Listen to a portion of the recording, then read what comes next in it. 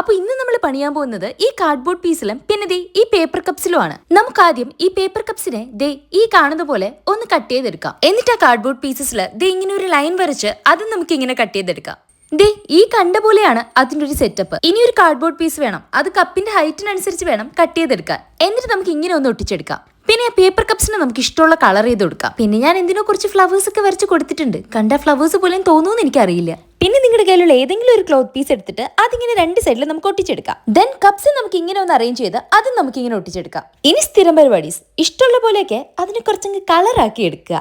ഞാൻ ദാ കുറച്ച് മുത്തൊക്കെ പിടിപ്പിച്ച് അതിന് ഇങ്ങനെ ആക്കി എടുത്തിട്ടുണ്ട്. ഇനി നമുക്കിതൊന്ന് സെക്യൂർ ആക്കി വെക്കാൻ ദാ ഈ കാണും പോലെ 2 റിബൺ പീസസ് കൂടെ വെച്ച് കൊടുത്താൽ മതി. എന്നിട്ട് നമുക്കിത് ടൈറ്റ് ആയിട്ടും കെട്ടി വെക്കാം. ഇനി നിങ്ങൾക്ക് ഇഷ്ടമുള്ള സാധനമൊക്കെ ഇതിലിട്ട് വെക്കാം. ഞാനിവിടെ എന്റെ കുറച്ച് കമ്മലും മോതിരമൊക്കെയാണ് ഇടുന്നത്. നിങ്ങൾ അത്യാവശ്യം ഉപയോഗിക്കുന്ന കുറച്ച് സാധനങ്ങളൊക്കെ ഇങ്ങനെ ഇതിൽ സെറ്റ് ചെയ്ത് വെച്ച് കഴിഞ്ഞാൽ നിങ്ങൾക്ക് അത് യൂസ് ചെയ്യുമ്പോൾ കുറച്ച് ഈസി ആയിരിക്കും. ഓരോന്ന് എവിടെയാന്ന് കിടന്ന് തെറിയേണ്ട ആവശ്യം വരുന്നില്ല. അപ്പൊ നിങ്ങൾക്ക് ഇത് യൂസ്ഫുൾ ആയിട്ട് തോന്നുന്നുണ്ടേല് ഒരെണ്ണം ഉണ്ടായിക്കോ. പിന്നെ വീഡിയോ ലൈക്ക് ചെയ്യാനും ചാനൽ സബ്സ്ക്രൈബ് ചെയ്യാനും മറക്കല്ലേ.